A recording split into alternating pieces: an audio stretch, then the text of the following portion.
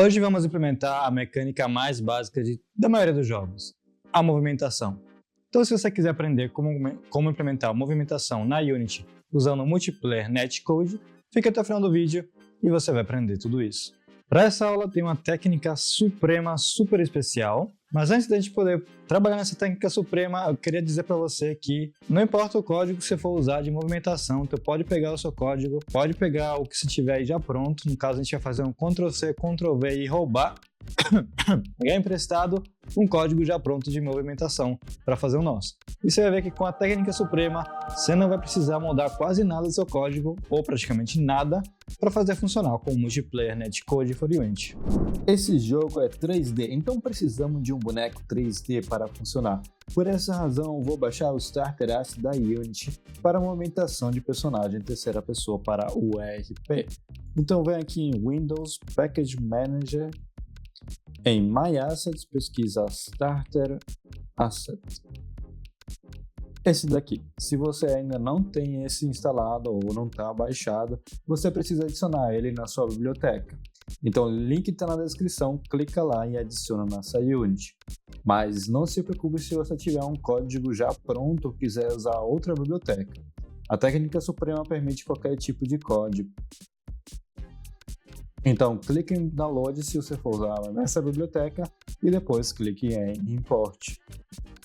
Se aparecerá uma mensagem de instalar, como apareceu no meu caso, clique para instalar. Mais tarde ele vai pedir para você reiniciar a Unity porque o sistema de input mudou. Pronto, agora que a Unity reiniciou, a gente vai de novo em Package Manager, procura por Starter Asset, vamos selecionar esse pacote aqui da Unity e importar de novo. Ele vai pedir para instalar, mas nada vai ser instalado de novo. Então aqui a gente pode, por exemplo, tirar o sample e também o boneco em primeira pessoa, porque a gente não vai usar ele. A gente vai usar somente o boneco em terceira pessoa, mas se você quiser usar o primeira pessoa também não tem problema, está a você a escolha. Clique em importar então, se você estiver satisfeito. Vai em Starter Asset, Runtime, Third Person Controller, Prefabs e arrasta o nosso amigão aqui, ó. Olha que bonitinho ele. Tá, chega de admiração, ele precisa de um lugar para caminhar. Então, direito, 3D, Terrain. Clica no terreno, configurações e aqui embaixo bota 30 por 30. Assim a gente tem um terreno bom para a gente poder caminhar. Beleza, agora a gente precisa adicionar também a Main Camera e a Player Follow Camera. Aqui já tem uma câmera, então eu vou deletar essa. A gente vai usar essa aqui com o Cine Machine que foi importado junto com o pacote.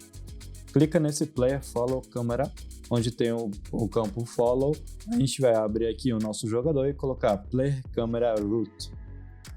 Pronto, agora dá play e vamos testar o nosso amigão aqui. Olha como ele funciona bonitinho. Ainda tem a interface, a gente precisa tirar e tal, tudo mais, mas a gente vai fazer isso agora. Como a gente está fazendo um jogo multiplayer, a gente precisa que o player seja spawnado e não criado diretamente quando você começa o jogo. Senão não vai funcionar certo. Você pode testar se quiser, buildar e testar e você vai ver que não vai funcionar. Então vamos modificar o nosso Network Manager para atualizar o prefab spawnado com o personagem. Só que tem um pequeno problema. Só temos espaço para um prefab, a gente precisa de 2 objetos para serem spawnados. Isso é o player armatura e o main camera. Então como a gente pode resolver esse problema? Para resolver isso, vamos spawnar nosso player de forma programática. Ou seja, toda vez que o cliente ou o host começar, vamos spawnar um player e atribuir ele ao jogador. Para isso, vamos criar um script chamado Game Manager. Então vem aqui direito, Create C# Script Game Manager. Dá Enter e abre ele. Dentro desse código, vamos colocar a referência para o nosso player, o prefab dele que vamos licenciar. Precisamos mudar então o nosso Game Manager para Network Behavior. Então adiciona a biblioteca unity.netcode e muda de MonoBehavior para Network Behavior. No Start, vamos adicionar um evento do Network Manager quando o cliente ou o host se conectar. Dentro desse evento, então, a gente vai receber o obj, que é o ID do cliente que se conectou.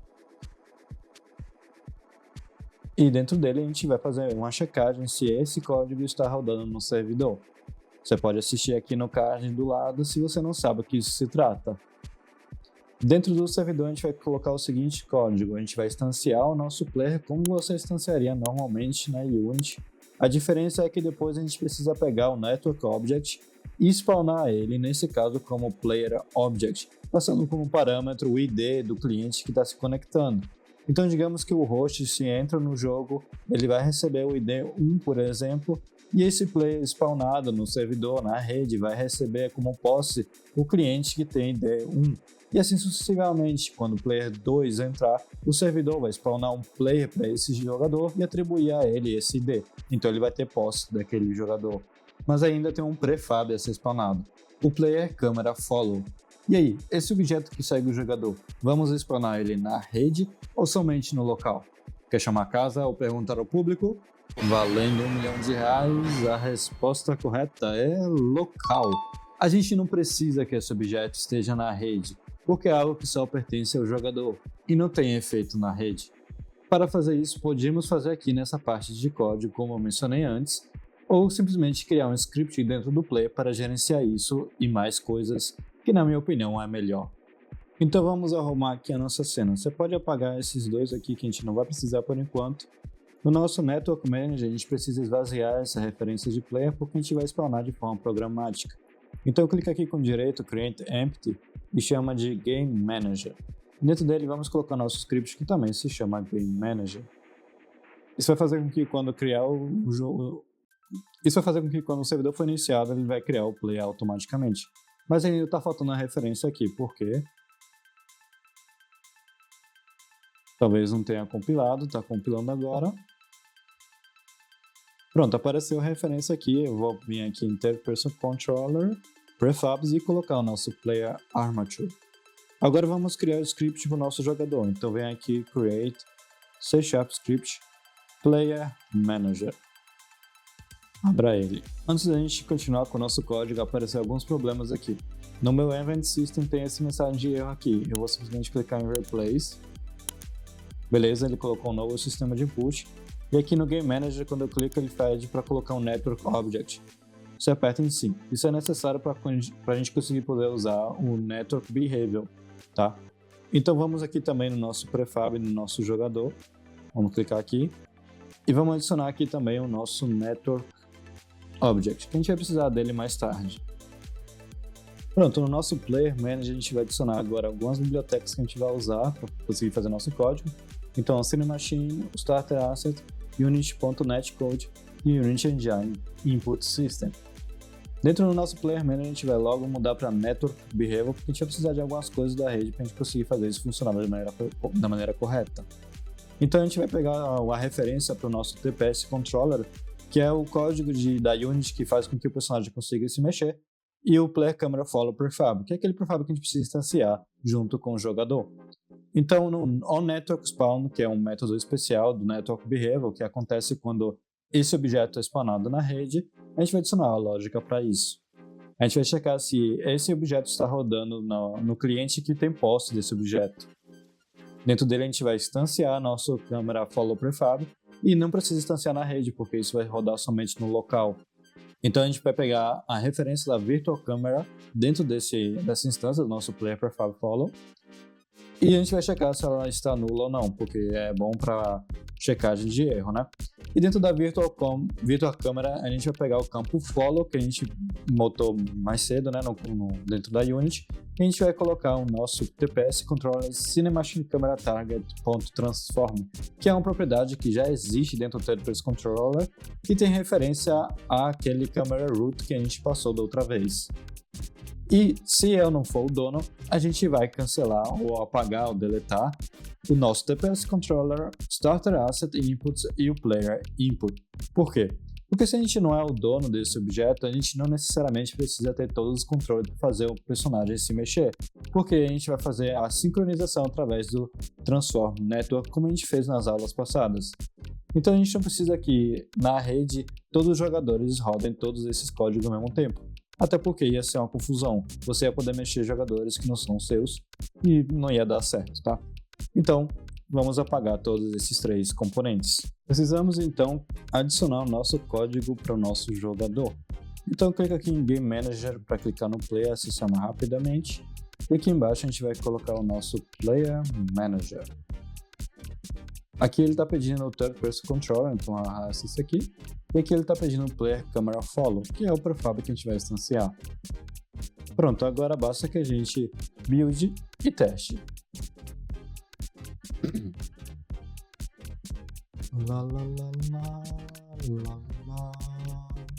Bora, meu filho, você consegue. Pronto, buildou aqui, então eu vou dar play aqui e dar play aqui.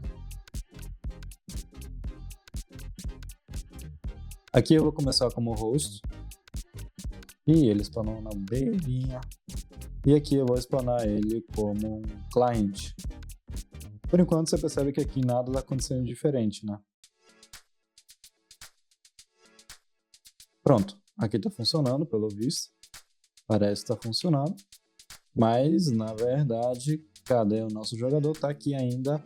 Ele não está se mexendo e aqui também não está se mexendo. Não estão sendo sincronizados. Então vamos resolver esse problema.